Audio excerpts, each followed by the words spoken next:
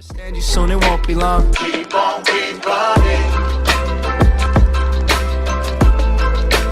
Running and running. Are you looking for an action-packed, dynamic sport that is fast-paced and is great for developing health and fitness? If your answer is yes, then aerobic gymnastics is better for you. Because aerobic gymnastics involves performing agile movement patterns to heart-pounding music and is the perfect sport for active people with energy to burn. It is also known as sport aerobics that involves the performance of routines by individual, pairs, trios, or group of up to 6 people. Aerobic gymnastics is also the ability to perform continuous complex and high-intensity movement patterns to music, which originate from traditional aerobic dance. It is a perfect sport for active people with energy to burn. These routines impact strength, flexibility, and aerobic fitness rather than acrobatic or balance skills. It is also develops agility, coordination, and self-confidence. Without the use of other apparatus or tools, routines typically last to 60 to 90 seconds performed on floors. Performing in this range of time is also depending on each participant and routine category.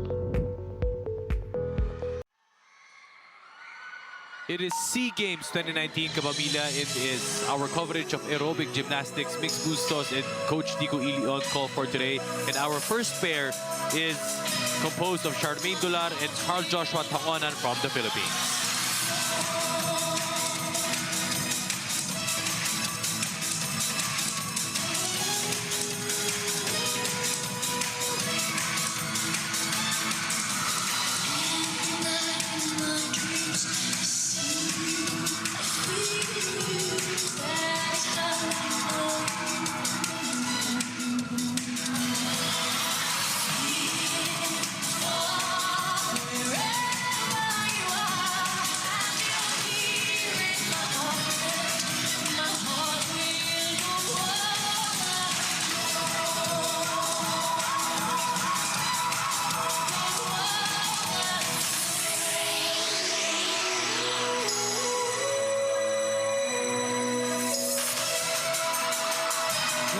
Transition.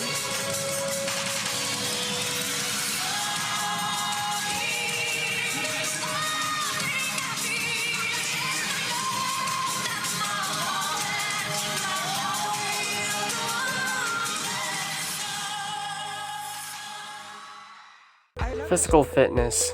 So this include physical activities. So we're gonna have to move our bodies, our limbs. So for these aerobics exercises, so there are a couple of body movements that we can do to do it. So these are movements done by a part or several parts of the body in a stationary place. So these are the following movements that we can do for the aerobics gymnastics. It includes the twist, swing, lift or raise. So in the next following slides, we'll take a look at them one by one and explain each of them.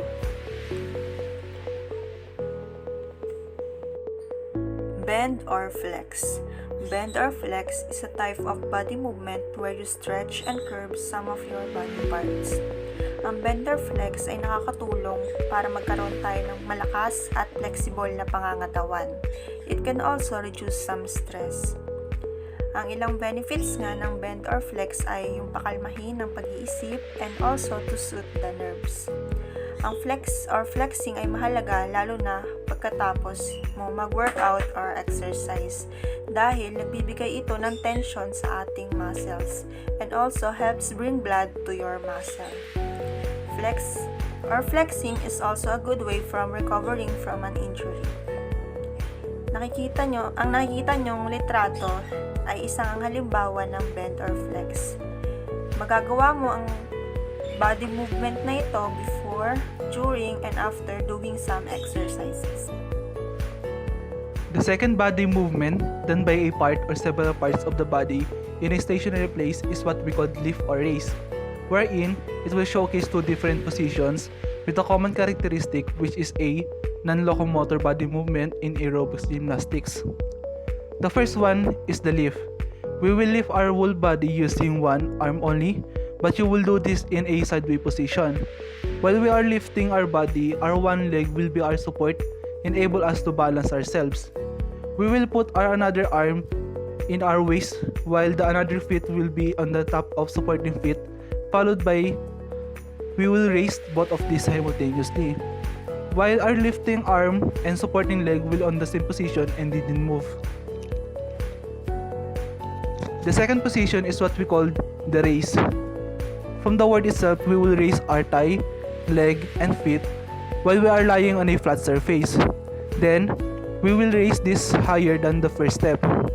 On the same time, we will standing our knees, which will have a result on strengthening our thigh and leg. Enable us to balance ourselves in doing these movements.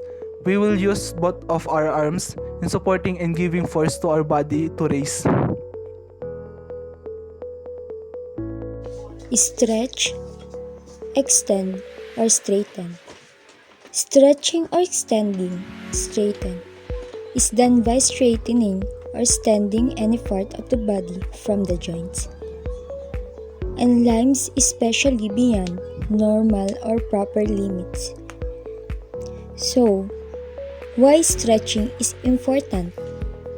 Because keeps the muscle flexible, strong, and healthy, and we need that flexibility to maintain a range of motion in the joint. Ano nga ba ang twist? Ang twist, ito yung nagpapalakas ng ating core. Ang core natin ay nandito sa mismong banda, itong mismong tiyan natin. Kaya maaari na itong matulungan ang pagpapaganda ng hugis ng iyong katawan, at ang isang malakas din na core ay mahalaga para sa pisikal at lakas at balanse. Ang twist ay maaaring makatulong sa iyo makamit ang magandang hugis ng katawan at matanggal ang taba sa bandang tiyan mo. Ito ay makakatulong lalo na sa mga nagda-diet, no? Ito makakatulong to sa mga gustong magpapapayat. Makakatulong to at bukod sa mawawala yung taba, lalakas din yung core nyo. Swing is a non-locomotor movements that occur in the body parts of the whole body and do not cause the body to travel to another space. Is a pendicular motion of a body part. This is move forward and backward on side to side. Turn or twist. So, how do we do a turn or twist?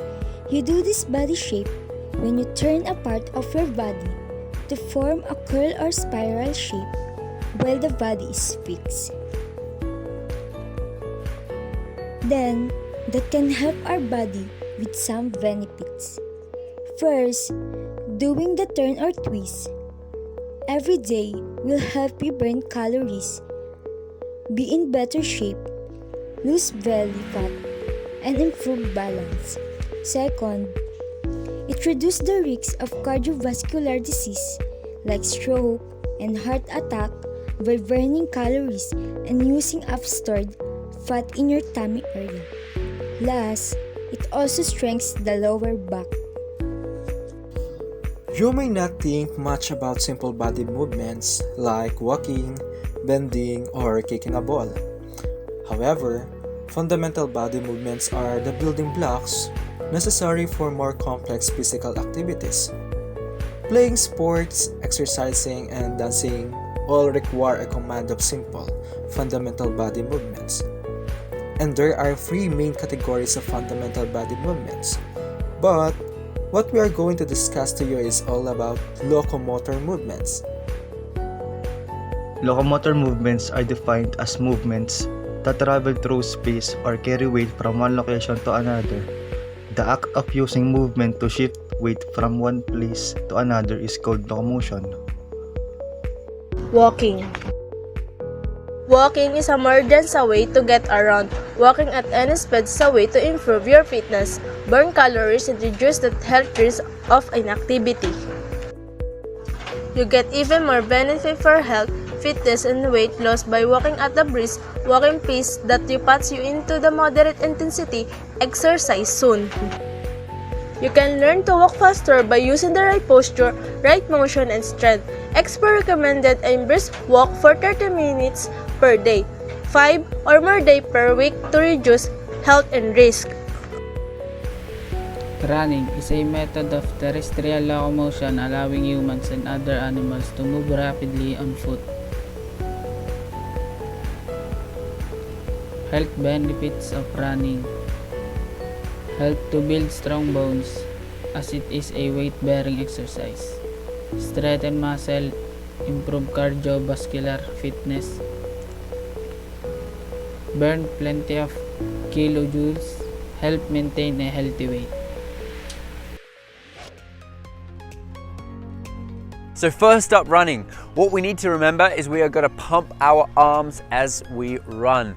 And we're also going to bring our knees nice and high quickly at the same time.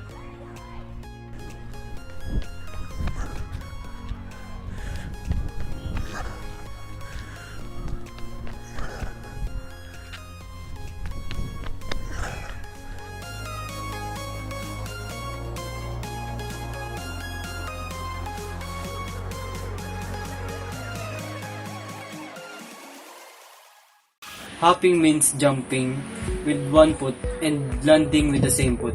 They should land softly and quietly by bending their ankle and knee when they land. Hopping is great to practice from both feet, so either off your right foot or your left foot, and you're going to hop up off the ground and land back onto your toes on the same foot.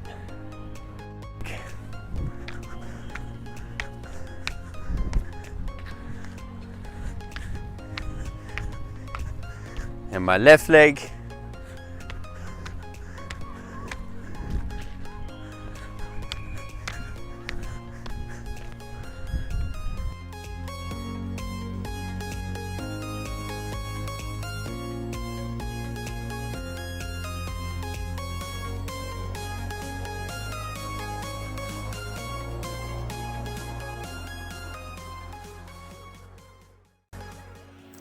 Next is skipping. Skipping is a fundamental movement skill that should be learned in early childhood. It is a locomotor skill that involves the use of other more basic skills to perform, such as running and hopping. Skipping is characterized by a step hop on one side of the body followed by step hop on the other.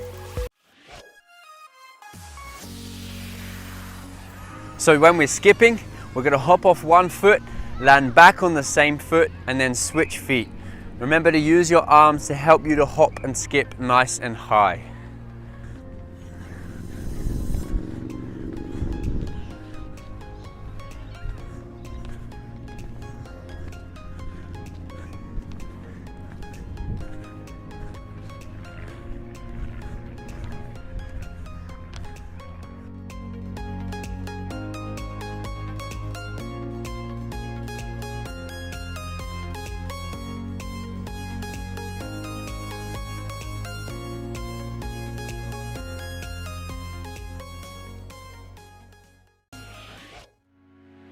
Leaping.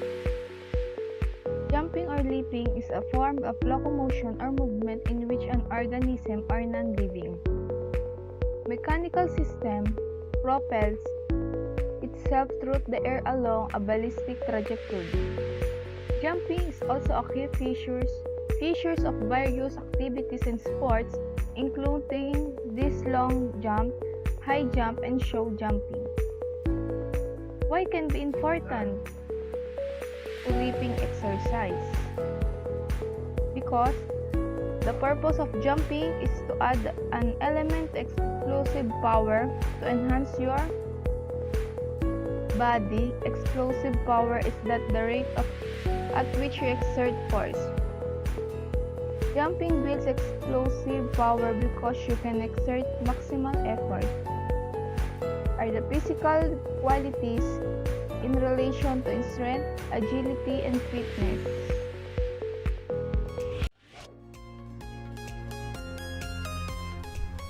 Now leaping is when we jump off of one foot on our toes and we land with the other foot back on our toes. So taking a small run up, here we go. Push off nice and high with your toes.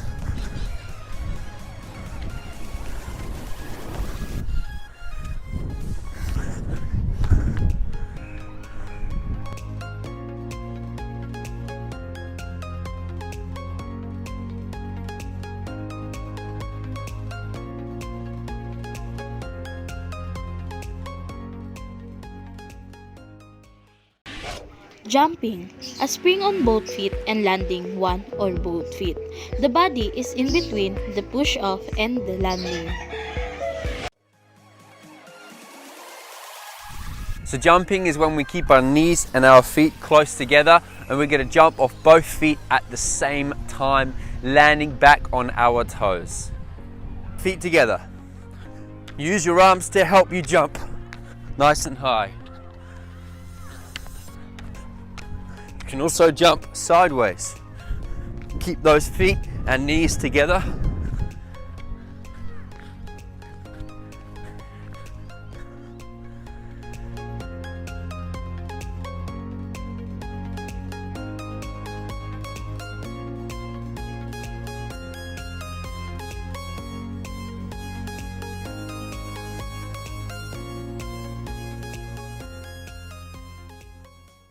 The following are the preparatory movements to locomotor movements. Preparatory movements, which is also called as initial movements, are done before locomotor movements. Point: to touch the floor with the toes and with the knee well extended. Naka-straighten yung ating tuhod habang nakatuon yung ating daliri sa paa sa floor. Step: to transfer weight from one foot to the other. Ito ay kalimitan nating ginagamit pag tayo'y hahakbang or tatakbo o maglalakad. These are also the following preparatory movements to locomotor movements. One of them is place. Place is to touch the floor with the whole of the foot with slight body weight on it. Next is spring. Spring is to push off the legs in the air with a combination of bent knees and leg stretch. The benefits of preparatory movements is to prepare the body of movement and enhances the way you move for short-term and long-term benefits. Movements preparation improves the way you move, which reduces the risk of injury during physical activity. It also teaches skills that will benefit participation in unfamiliar activities.